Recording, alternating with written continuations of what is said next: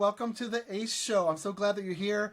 For those of you who don't know, I'm David Shoup. This show is really a show to help professionals succeed and thrive both personally and professionally. This is where I get to showcase experts, or what I like to call aces in their field, leverage that knowledge to help support the community. And there's this really great quote by Martin Luther King Jr. He says, "Life's most persistent and urgent question is, what are you doing for others?" And this is what I want this whole platform, this whole page, this whole podcast, or whatever you want to call it, to be, is a way to help others, help you in your professional life or your personal life.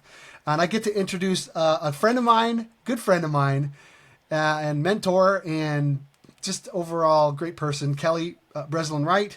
Hi, Kelly. Hi, Shoup. I'm so glad that you're here. I got to introduce you. For those of you who don't know Kelly, she is the CEO and founder of Culture Driven Sales. She is still, and you can correct me, an adjunct professor with Michael G. Foster School of Business at UW, president, and previously was a president and COO at Gong, executive vice president and CFO at Tableau Software, advisor to, Two Ravens Venture Capital. What don't you do? A board director at Fastly, Lucid, Gong, Plum, Amperty, I think is how you pronounce it. Graduate of Stanford. This was way back, just a couple years ago. BE Political Science, and received your MBA at the Wharton School in Entrepreneurship. Kelly, you are amazing. And fun fact for those of you travel nuts, this is going to be hard to beat. You just returned from your 107th visit to a different country. Is that correct? That's true. I love traveling. Most salespeople actually, when they're not traveling for work, they don't like traveling, but it is my and my family's favorite thing to do. So my initial goal was to get over 100 countries, but now I'm over that. So plenty more places in the world to go. Oh my gosh. Yes. I didn't think there was 100 countries out there. That's great. Well, we're going to have a great conversation. I know it. So for those of you listening, just be prepared for maybe a fresh perspective. Keep an open mind and a willingness to take action, because I can't imagine Kelly's not going to share some gems and some jewels of information that are going to help you thrive both personally and professionally. And so think about how the ideas that are going to be imparted on this call and the strategies that might even be shared can apply to you, your brand, your business, and just look for ways to improve it. And so with that, I'll turn it over to you, Kelly, just briefly, if you want to just maybe take a quick moment and maybe tell us a little bit about yourself. Although I know I introduced a lot, but where are you from? Where did you grow up? Your family? How did you get to maybe where you are today? Oh, well, that's a lot. My life story. Well, so before I go there, for all the listeners, I just want to be able to give major props to David Shoup, because it's so appropriate that you're running this podcast called ACE, because you really help people just get on their A game, and you help people, especially when it comes to speaking and enablement and readiness, just be able to be their best selves. And I'm so greatly appreciative to you and what you have done to not only help me personally, but to help the teams. We've been lucky enough to work together at 3 different companies, at Southwestern, at Tableau, and at Gong. And I think when you get involved, you just help make people better. And that is a real special superpower, and I just want to thank you for that. So everyone listening, really nice. You're in for a treat to be part of listening to this show, because Shoup is very, very particular and detail-oriented with making sure that content that he puts out, when his name is by it, it is really there to help people get better and bring on their A game. So thank you for that. Oh, thank you. That's wonderful. That was great. Oh, I feel so good. Oh, okay, good. Okay, so back to my life story, as you wanted to say. Well, I'll try to keep it kind of short and succinct, and then Shoup, you can take it wherever you want to take it. So my story is I've pretty much always been in sales. I started off in sales when I was just in elementary school, selling the candy bars and the cookie dough and all that. And then in college, and where I first met you, was we did this crazy job where we signed up to spend our summers running our own business selling educational books door to door. And the interesting part of that is some people think that's just a blip. Back when I was 18 to 21, I did it for my 4 summers when I was at Stanford. But it was really foundational in teaching so many skills that I still leverage today. So foundational character building skills that helped in sales, help in entrepreneurship, but also just help in life.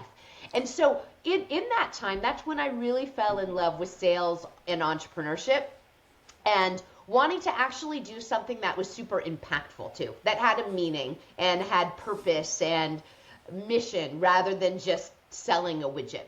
So I sold books for 4 years. Then I ended up working at Dale Carnegie Training, one of my favorite. Oh, I didn't know books. that. Yeah. After, one of my favorite books, selling books, was How to Win Friends and Influence People. So I went to Dale Carnegie, taught sales training, taught sales, taught management training for a bit, did a lot of public speaking there.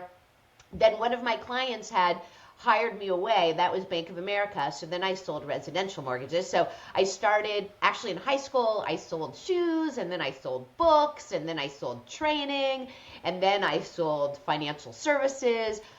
Then after going to business school, I decided to do strategic consulting for a while to learn how to think about business and how to strategically address problem solving and to understand all the different points of a business. So it was a little bit of time in my summer at McKinsey. Then I went to Bain & Company. But I realized quickly after management consulting, after business school, that my true calling was really about sales. That was just who I was and what I wanted to do. So I went to this small company called Ad Hoc where I ran sales and biz dev and client services for a while. And then I started as the first salesperson, employee 10, at this small little startup that no one had ever heard of called Tableau Software. And I was at Tableau for 12 years, running all of sales, was there from 0 to 850 million, so close to $1 billion. And that was a super fun run, and that's where I was privileged enough to be able to work with you again. And then after Tableau, I decided I wanted to do some board work, wanted to do some advising, wanted to teach, and that's what I did. I joined a bunch of hyper-growth boards, both private and public, predominantly in tech, and decided to teach this class, as you mentioned, Culture-Driven Sales, which is about sales and go-to-market strategy at University of Washington Foster School of Business. I teach that course as well on the East Coast at North Carolina State. And then one of my boards was Gong, so I ended up coming off the board of Gong to join as president and chief operating officer. Sales tech in AI, involved data, all about making salespeople better was completely in my wheelhouse. And right now what I'm doing is really focus on culture-driven sales, doing teaching, helping up-level companies of how can they build great sales and go-to-market engines where it not only helps the company to do well, but they can focus on creating sales organizations that really are able to have their top talent and to encourage and help people to be their best selves and create really amazing work both for themselves and for the company. And so that's Kelly in a nutshell. There we go. Yeah, well, so there's a lot. And so you touched on a handful of things I definitely want to talk about: the culture-driven sales, Sure. Foster School of Business, even Tableau. But I would be remiss if I didn't come back to your experience of selling books door to door, because that really was the kind of laid the groundwork.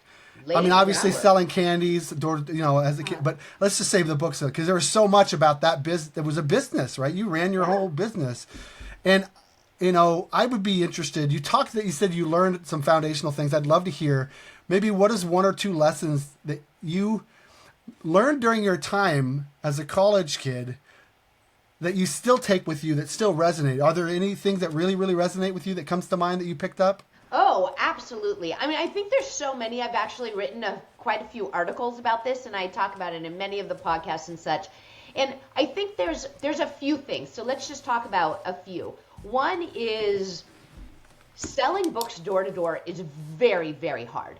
It's probably one of the hardest, if not the hardest job that I've ever had. If you think about when you knock on someone's door, they're not expecting you. You're not the person that they're most excited to see. There's a lot of opening a door. Oh, it's door-to-door person slamming the door in your face. So there's a lot of things just by that experience that you learn. One is about hard work and grit. It is not a fancy, glamorous internship type job, and it teaches you how to get up and go. So I think one, hard work, discipline, grit, super, super important. And there's a lot of research that shows that oftentimes the people that are more successful are not those that are the most educated or have the most skills or have the most doors open to them, but there are the people that just know how to go have that grit. So that's the first. The second is related to that, really understanding how to be resilient and building that muscle of resiliency, ability to deal with failure, dealing with adversity. So when you're door to door, people answer the door, they slam the door in your face. And so you have to be able to know how you can pick yourself back up and just keep on going. So self-motivation, dusting yourself off, learning from your mistakes, and then going right back at it. So there's lots too about the most successful people, not only in business, but just in life, know how to deal with failure, know how to deal with adversity, know how to take risks. It's risky to go out and knock on over 30 people's door. In those 4 years, I talked to over 12,000 families in their homes. So that's the second. The third that and then we'll leave it there, although there's way more lessons, is learning how to navigate life by controlling what you can control and not worrying about the rest. So for instance, when someone answers the door and they're in a bad mood and they scream at you, they slam the door on in your face, they call the cops to come figure out are you legal or not walking down the street, like that can all really get to you. And so you have to just learn, how can I control what I can control, let the rest kind of go, because all I can control is what's in my head, what I'm doing, my own actions. And that actually helps people to deal with the adversity, to get to be able to be more gritty. But it also helps with just positive attitude, showing up as your best self, because those are the things that you can control.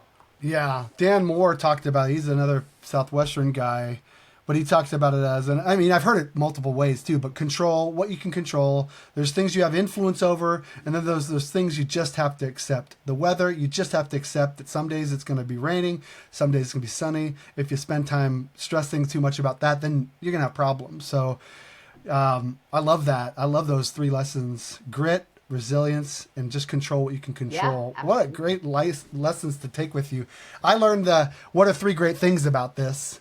When a bad thing happens, what are 3 great things about this? And talking about a positive attitude, I think that helped me. Oh yeah, that's a lot about just learning. I mean, every life experience brings learning, right? And sometimes it's the hardest things with the most adversity where we learn the most and grow. Well, and I think you wouldn't brag about yourself on this, but I'm going to brag just a little bit. For those of you who don't know, Kelly, for quite some time, held the company record for sales in a summer. I don't even know what that is. It was a lot. It was a lot, right? I mean, I don't know, probably what was your first summer? This was in, it was so long ago. I did sell a lot of books. But you know what? I think actually, Shoup, one thing that's interesting here that people don't recognize is if you go back and you look at my stats back then. I want to know about this. Yeah, well, I worked more hours and I did more demonstrations, meaning I talked to more people than anyone else that did. And so it's not like success just comes easily. I think that's another thing to just think about. Like, people say that Olympic athletes or professional musicians, or, you have to do something over 10,000 hours to be able to be really, really good at it. And I think my hard work and repetition of just working and doing the same thing over and over and over and over again, much more than many other people did, helped me to be successful. Yeah, and you were also probably, I would assume, because I wasn't following, but you did the little things right consistently right over time. That doesn't mean I you're don't going to know. sell You're gonna have to everyone. ask people that. I would just say, this is my assumption. I'm just assuming, Yeah, Kelly. you know what? It was funny because people that followed me selling books, and when you sell a lot of books, and this is again going a long time ago, but when people follow, they would say at the end, this would be a typical conversation. Hey, Kelly, I followed you, and I thought I was going to see something like really unique or amazing of how you're able to connect with people or what you did. And actually, no offense, but you didn't really do anything special. You just did things exactly as the sales talk. You did it, followed it word for word. You worked long hours. You put in you did all the things that the company told us to do. Mm-hmm. And I think that's a lot of the foundation for success is just, are you actually doing the hard things, and are you being consistent, and are you putting in that grit? Yeah. And sometimes it's not all the fancy bells and whistles. As you get more mature in your career, you get more finesse, and you actually able to perfect those things. This is one of the things you help people to do. Like if they're going to be a speaker, how can they really master all of the art of it? But early in the career, it's not really about art much of the time. It's about learning the basics and just perfecting those basics and doing things over and over again, so you actually learn how to do things the right way and how to execute effectively. Yeah, that's so great. And that applies to 20 years ago selling books or to this day still too. Shifting gears then, this is great. Thank you for this. Oh, I love that talk. Because I've always wanted to know, what did you do? What did you do? Like, was she just master at selling packages? What happened? Because I'm selling kids' books and My Fun with Words, and I'm not selling the big one. You're being humble because you did quite an amazing job yourself. I did all right. Okay. So let's shift gears because you talked about culture-driven sales, which is the perfect name, I think, for your company, Kelly. Really, I really do. And I believe it really does epitomize who you are as a leader and an entrepreneur and just someone who is just so good at what you do. And as long as I've known you, and especially during our interactions at Tableau and Gong, you have been really big on culture. And so before we jump into what, more specifics about CDS, but can you tell us, why is culture so important to you? Yeah, well, so I think if you go back to the name, just culture-driven sales, if you think about many sales organizations, especially now in an environment where things are always changing, things are in flux, you have AI coming in, people don't know where it's going to lead, everyone's talking about operational effectiveness, getting better, being more cash efficient, all those kind of things. But what ends up happening is many companies are very into having sales-driven cultures. So go sell, do whatever you need to, sell more, engage the customer, and all of that ends up being very vendor specific. It's about selling more, the company pushing more, not really about engaging as much with the customer and with the client and the company and their needs. Whereas if you flip that whole thing on its head, and instead of having a sales-driven culture, you actually have culture-driven sales, where culture-driven sales is implying putting people at the center of how can you actually help people to be able to, whether it's using your products or how you engage, how you storytell, whatever it is, to be able to thrive and have high performance types of organizations. It's really about people first. And many companies are so focused on operational efficiency, they're thinking about tools and processes and procedures and operations, which are all critically important. You can't do things without all of that. But if you don't have your people, until everything is just AI and bots, where we're not there yet, and hopefully we'll never be there. And we probably, even at that point, someone's going to have to train and code the bots to do things in the right way, right? Or manage those AI agents. You need to have people at the center. And so the way I'm thinking about things is, how can you actually have go-to-market organizations where it is tightly coupled to be built and organized in a way where it is promoting the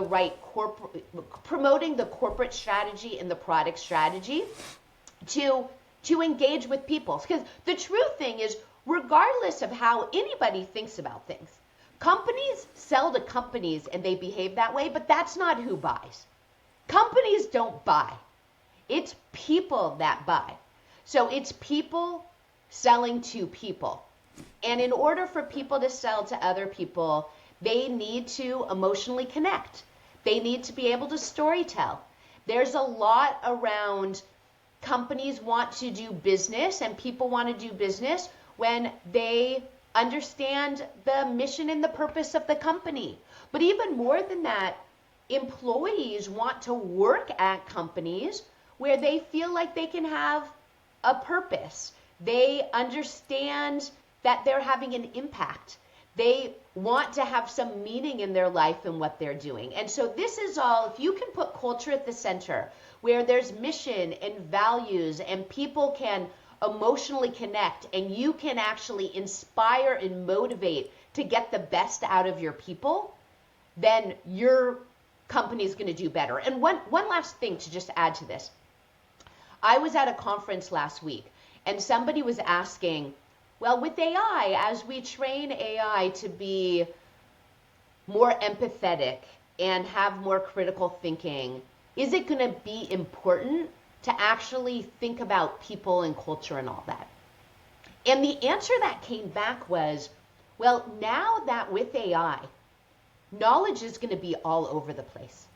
Like, knowledge is going to be easily accessible, and everyone is going to have access to unlimited knowledge, analytics, critical thinking at their fingertips. It's going to be even more critical for companies to empower their leaders and their teams to be able to have empathy, to be able to inspire and motivate their teams. And how do you inspire and motivate and lead and build up that EQ and that emotional intelligence if you don't actually think about mission and values and culture?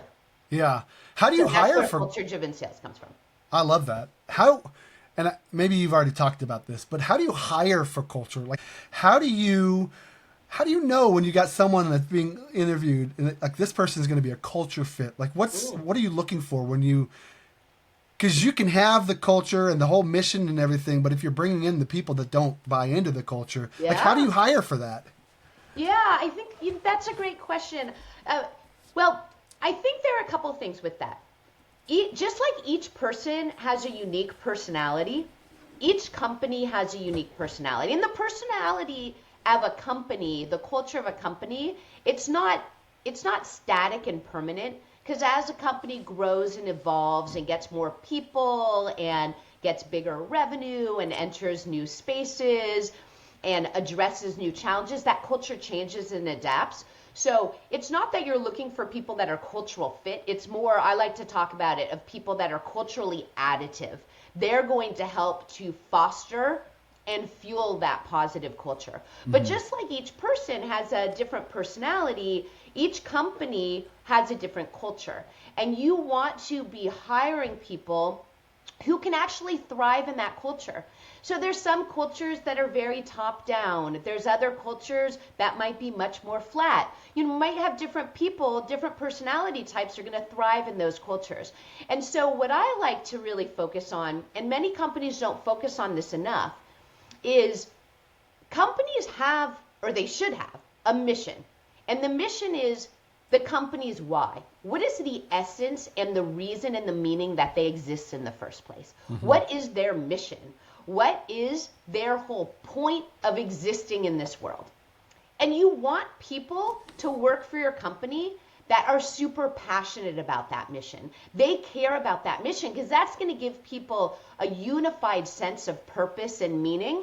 And if you go look at what is motivating people to work and do their best work, a sense of meaning and a sense of having a positive contribution and a positive impact to that company's purpose is a really important part of why people thrive and also why they stay at a company. So that's the first. The second is each company has different values. And some companies have values and they're just words on a wall, but they should not be. The values should be, well, how does this company expect people to interact with each other, to interact with their customers? And if you think about our time at Tableau, we were very specific with our core values. Number one core values, we are on a mission. We make good products. We use those products. We work as a team. We respect each other. We're honest, and it went on.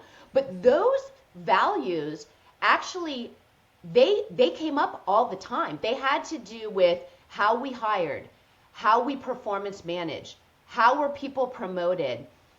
We recognized that. Same thing at Gong. So, we were together at Southwestern. We were together at Tableau. We were together at Gong. You did an amazing job when you did onboarding of just telling people when they're first coming into the company, these are the operating principles at Gong, and this is why they matter. I mean, one of the operating principles at Gong was we challenge conventional wisdom, and you can go and look. The colors were purple and pink. There was a dog in a lot of the branding, and Gong was always doing things in a different way, and that got people excited, and it also helped people to think outside of the box and to challenge the traditional ways of doing things. So you want to be able to have this mission and core values where it was promoting people and encouraging people to be part of that culture. And then once you have that culture, you need to hire to it, which means behavioral interviewing. Many companies aren't good on that. So you have to really think about how do you attract, hire, retain, and then performance manage by rewarding people and hiring people that align with that culture. And then at the same time, you have to be very strict about when someone is doing something where it's like a cancer. It is totally anti the culture. Even if they're a top performer, you have to come down hard on that, because otherwise that can get in and just make the whole culture disintegrate and be very negative. Yeah. Well, it's a good culture when your company starts talking about in conversations, oh, that was a win as a team moment. Like they're actually mentioning their mission or their values within conversations. I'm going to do you mind if we have a moment where we challenge conventional wisdom here? So I know that happened several times at Tableau. We would mention the core values. So yeah, and at Gong, and many companies do that. But I think for everyone listening, like you should ask yourself, do you actually know the mission of your company? And if you don't, then does your company even know? Like what is your purpose of how you're actually inspiring and motivating what you and the team is doing? And do you know your core values or your operating principles or whatever you talk about it? And each person on this call, I would challenge you, whether you're a manager or you're an individual contributor, whatever it is, what are you individually doing to be a guardian of the culture? And what are you doing to help promote having a great workplace, to help promote having your customers and partners have a positive experience working with you and with your team? And you need to look hard into the mirror and say, are you actually a walking, talking example of those values? And if not, then you need to either change or ask yourself, are you in a place where you can actually do your best work if you don't know the mission and you're not living and abiding and a walking, breathing, talking representation of the values of that company? Oh, that's so good. That's so good. So thank you. I know that you teach the same, or at least teach part of this culture-driven sales as a professor, adjunct professor at Foster School of Business at UW. How long have you been teaching there? And how did that opportunity come up to you? And did culture-driven sales come as a result of your time there? Or like, how did that whole thing happen? That's an interesting story, actually. Well, so I just wrapped up my 6th time teaching. So I've taught it for 5 years, but I took a couple-year break when I was president and CEO of Gong from teaching. But how this came up is, so when I finished at Tableau, I had my 12 years at Tableau. And then I took about a year where I said, hey, I think I want to teach, I want to do some board work, and I want to do some advising, but I'm not quite sure what is going to be the right thing to teach. So I did a couple things at that time. The one thing that I did is I actually looked at all of the business schools, and UW had asked me, will you come teach a class? And I said, well, what is it that you want to teach? And they said, you have a lot of experience in sales and go-to-market. We have no sales classes, which boggles my mind. And most business schools don't. And so you can teach whatever you want. Why don't you look into it and teach what you think? So I actually looked at all of the business schools in the United States. And I found that there were very, very, very few classes in sales. A lot on marketing, a lot on product market fit, a lot on branding, the 4 Ps of marketing, some on negotiations, maybe even some on like the operations of how to set up a sales organizational structure and such. But there was virtually nothing about how do you actually set up a sales and go-to-market organization where it's aligned with the corporate strategy and the product strategy, and it actually kind of threads from the top, like the umbrella, mission, vision, company story, and how do you have this all integrated in a way where you can have differentiated value propositions, all that, and then go build the sales organizational structure, which was different because many companies, they have a product strategy, they go hire a sales leader and a CMO, they throw the whole product over the fence and they just go build it. And everything ends up being very siloed, and then they come back and say, well, why is this not working? So at one point I was going and assessing what were the courses that were out there. At the same time, I decided, well, before I do board work, I should meet with a bunch of founders and CEOs and see what their biggest challenge is with sales and go-to-market. So I was doing a lot of go-to-market talks for venture capital firms, for private equity firms, CEO summits, go-to-market summits, all those kind of things. How do you build companies? And so over the course of that first year, I actually sat down and met with the first year, I think it was about 85 CEOs and founders. Over the first 18 months, I think it was like 135 founders and CEOs. And I asked and most of them were in tech, not all of them, but most of them, and they were hyper growth companies.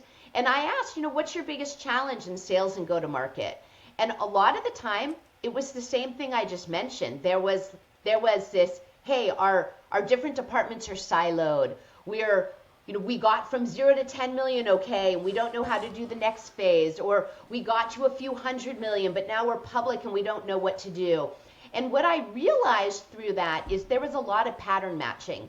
And there wasn't really tight ties between the corporate strategy and the go-to-market. A lot of it was just, we're going to go build the sales engine, but they weren't being very thoughtful about how do you tell your company's story? How do you emotionally connect with your customer base? How do you actually have differentiated, unique value propositions that differentiate your company from everyone else in the space? And then how do you thread it all back to the mission and vision and why your company exists in the first place? So I ended up deciding to build my own course.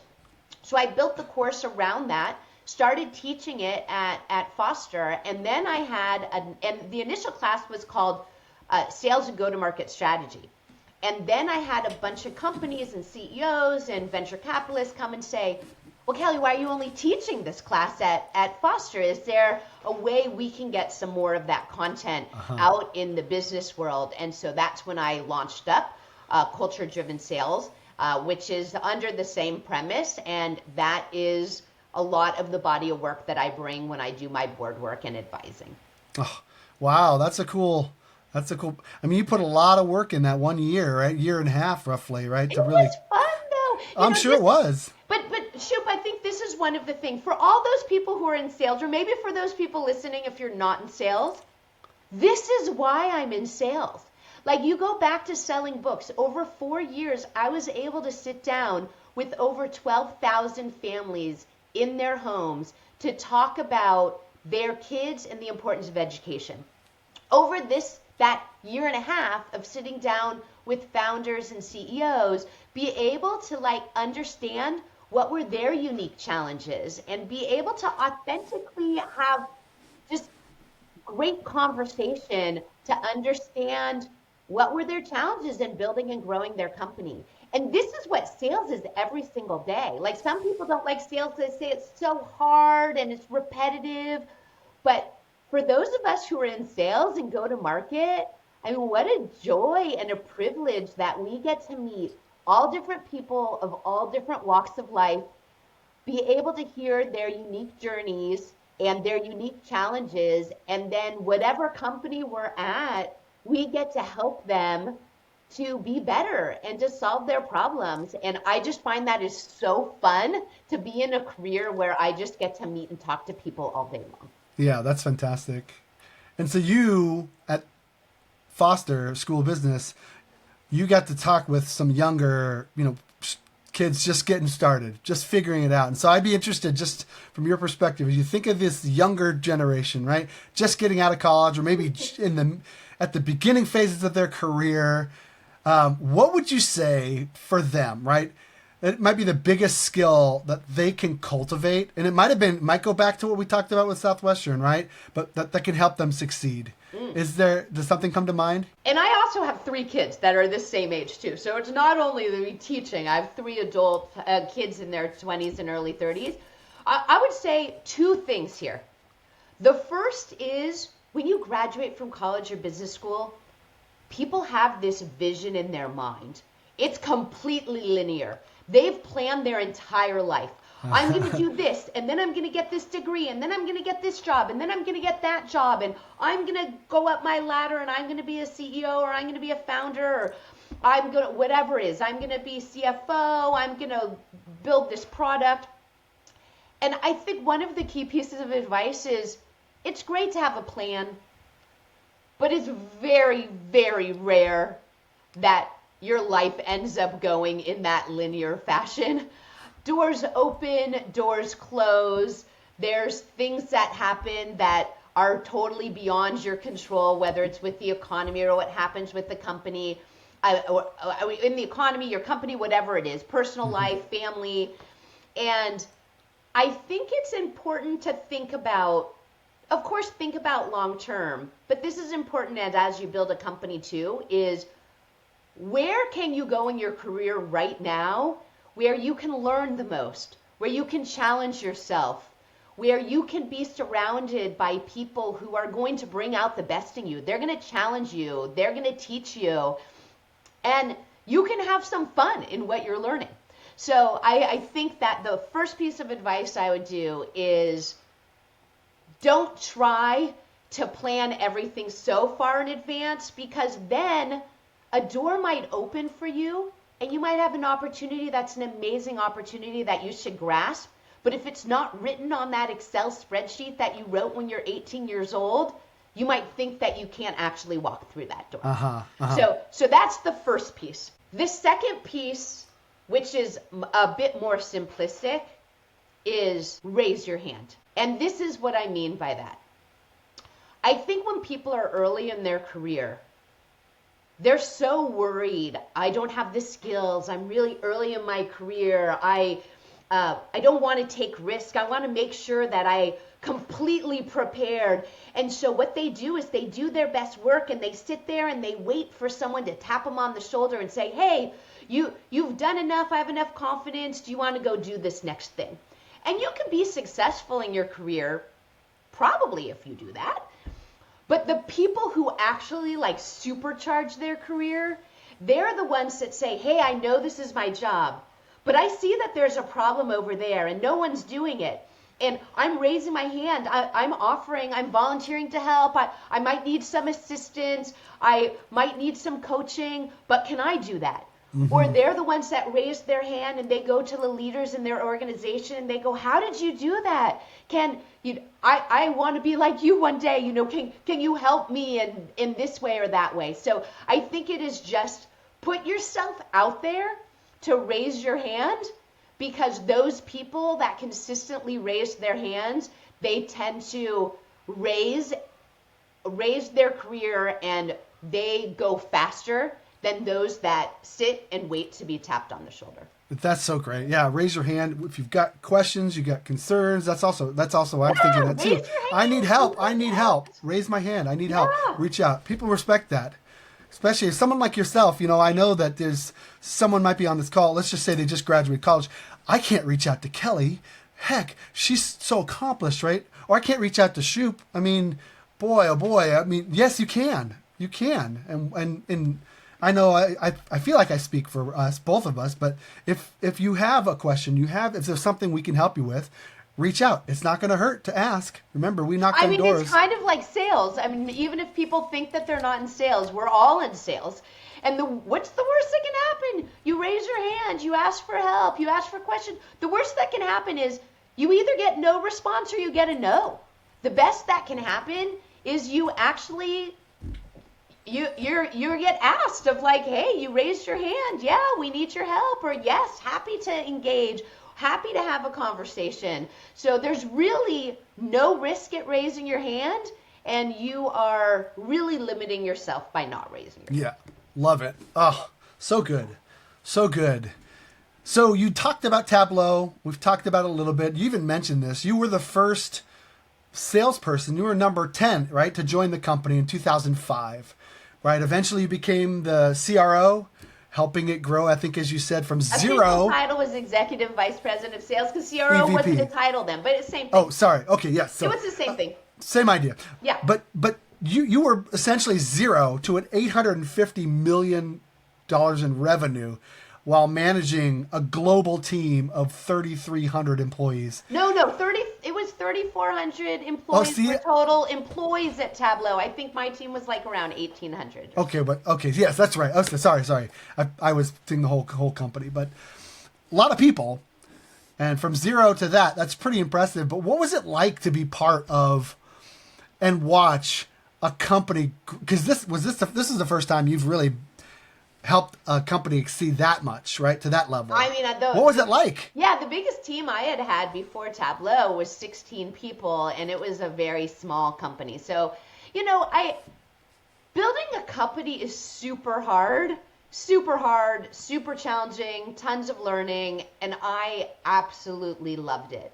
And I think now, looking back, by far the most rewarding part of that experience was all of us being able to build the company together.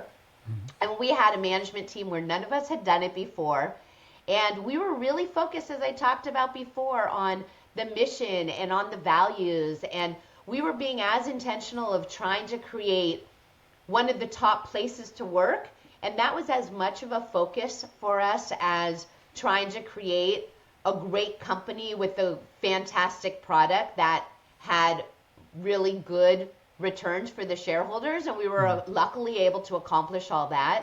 But I think a lot of the reason we were able to do it is we really put people at the center of everything we did. And that learning is what helped to fuel and inspire me to start culture-driven sales, because it was very mission-centric and very people-centric. But I think now, you look back and there's so much learning, but the most rewarding part is looking for all those salespeople and all of those professionals that were in the company and in our go-to-market organization. And there's just legions of heads of sales, chief revenue officers, CEOs, founders, people that have gone on to do amazing things, CMOs, presidents, chief operating officers, whatever it is. And just to know that we were at this place building this company together that ended up being such an amazing, category-changing, transformative way of the way people ran businesses, but interacted with their information, able to make problem-solving, decision-making at companies. All of that is way, way, way rewarding. But even more rewarding is just seeing how all of these people have been able to go on and take that experience of us building together at Tableau and just launch tremendous careers. I mean, look at you. You're starting your own thing, and there's just tons and tons of people that have similar stories like that came out of Tableau, which for a leader to be there and see all these people doing amazing things is very rewarding. Yeah, I can imagine. There's so many people who have moved on, like you said, to really significant positions and such great dynamic, engaging, really wonderful people.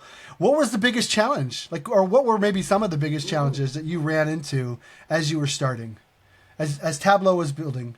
How many hours and days and weeks? Maybe one. Like you mentioned, there was a lot of challenges. I would say that might be understated. Oftentimes when people ask that question, they're always thinking like, what was the challenge of building the company and what was the stage and all that? I think for me, one of my biggest challenges was really being a mom and a partner to having 3 kids while I am running global revenue at a public company, which was one of the fastest growing companies of that decade and that generation.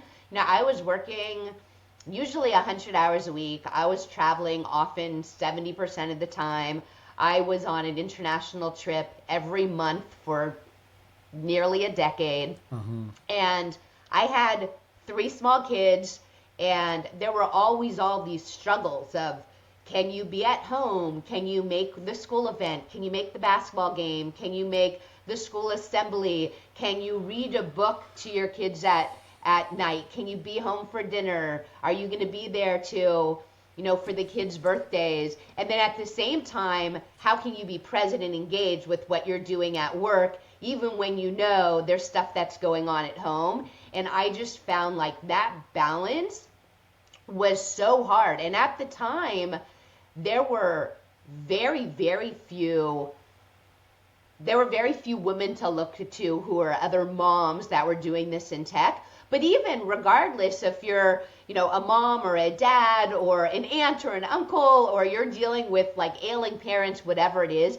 that balance of how do you balance what's going on at home and with your family and with your friends, and how do you at the same time have a productive, successful, demanding career?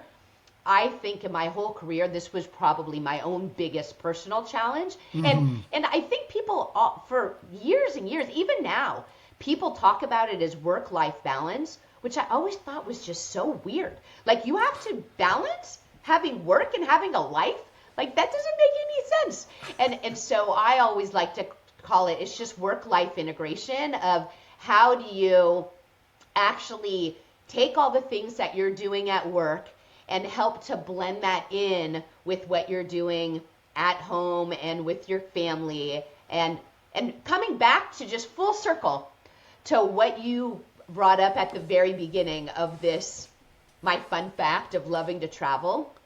I think part of the reason I love to travel is early on when I was starting to have this much more demanding role at Tableau, and we were traveling domestically and then traveling internationally.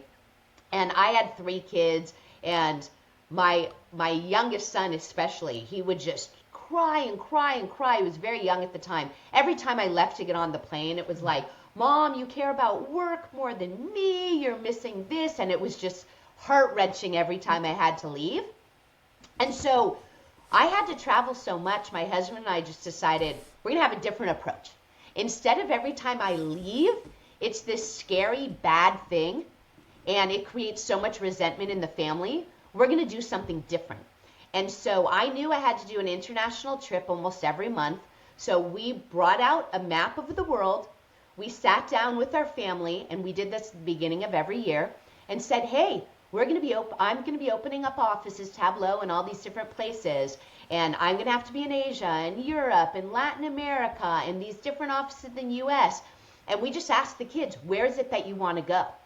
And they chose where they want to go. And every time they had a school holiday, President's Day for midwinter break in February, spring break in the spring, summer, Thanksgiving. We could never go anywhere over the winter holidays because that was end of quarter and end of fiscal year. Right. But 4 other times of the year, we just said we were taking them with us.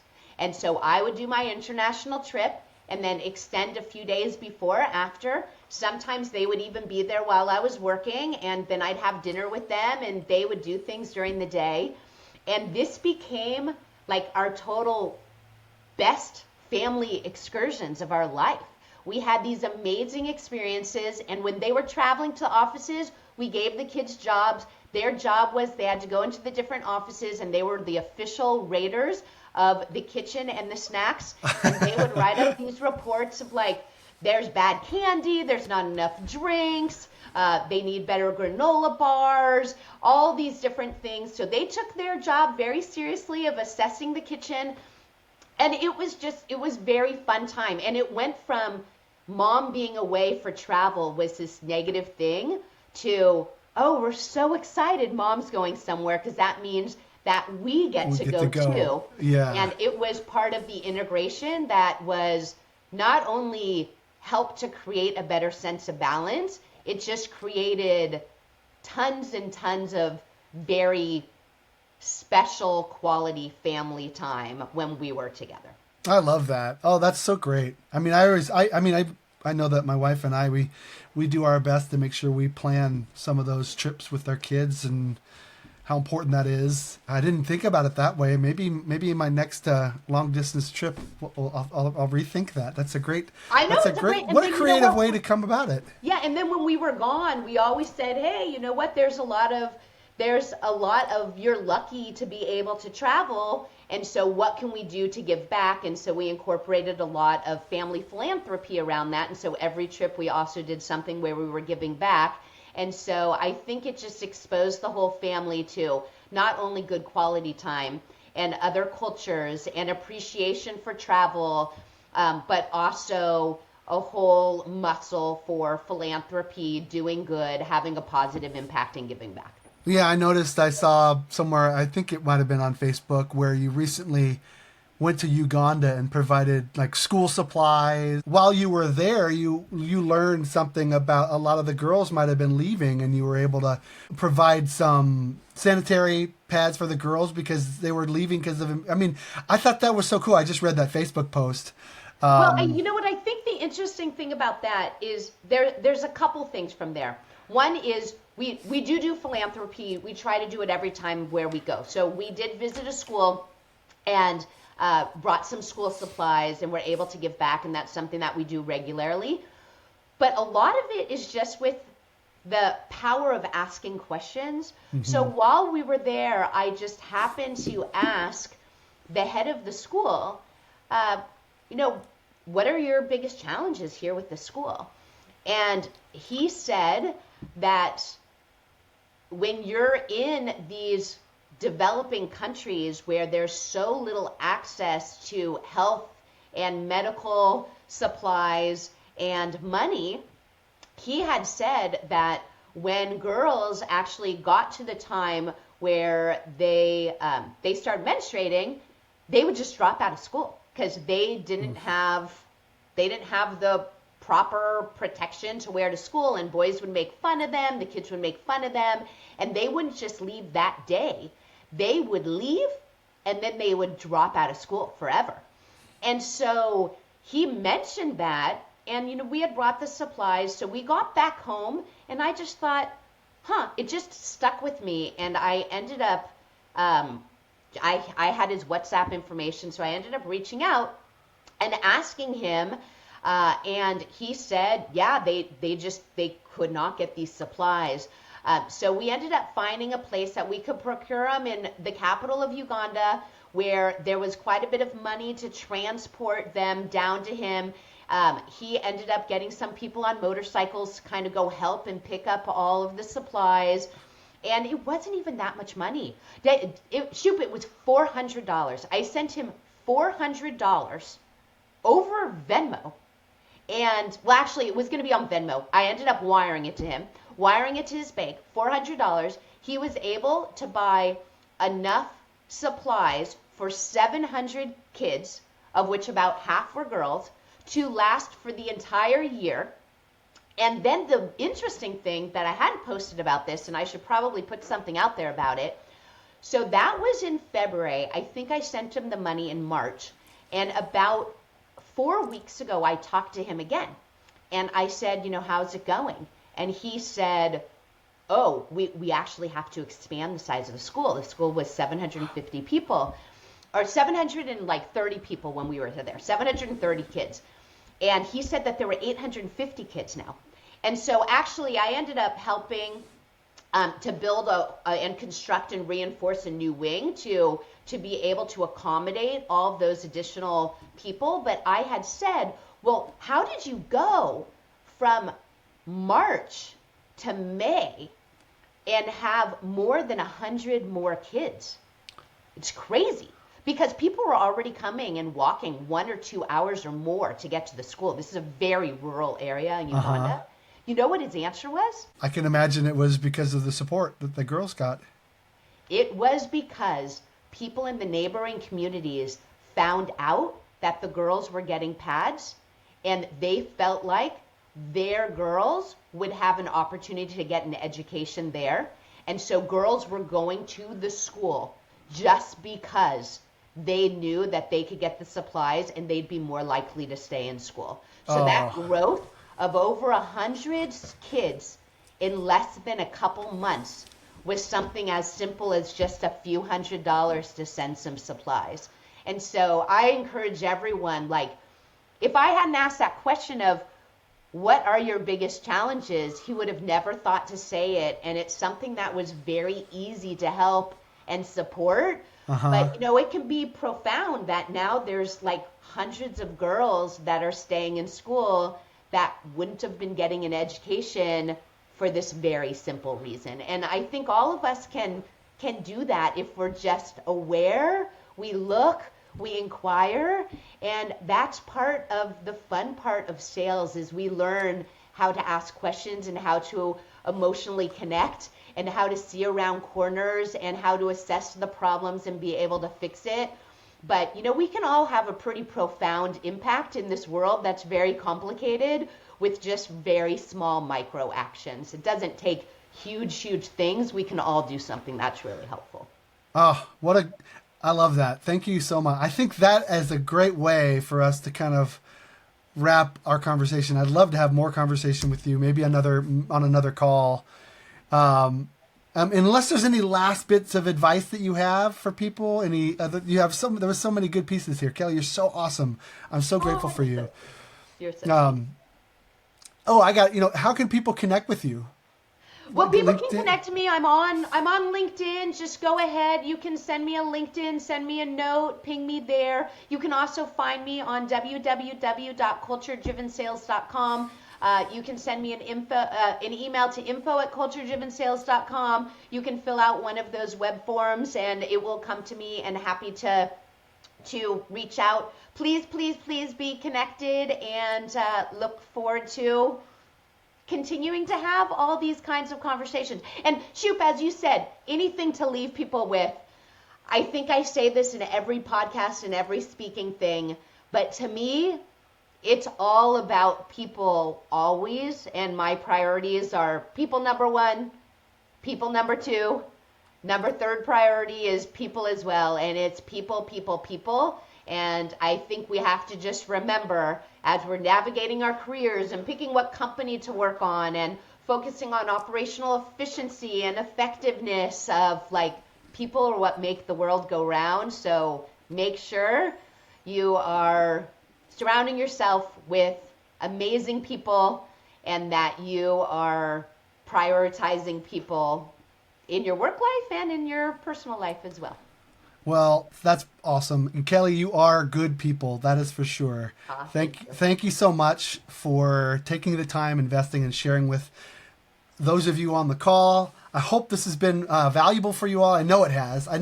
If you got to reach out to Kelly, reach out to her at LinkedIn, culturedrivensales.com, and stay tuned for our next ACE show. And as I always wrap up, I hope you all ace your life. We'll see you later.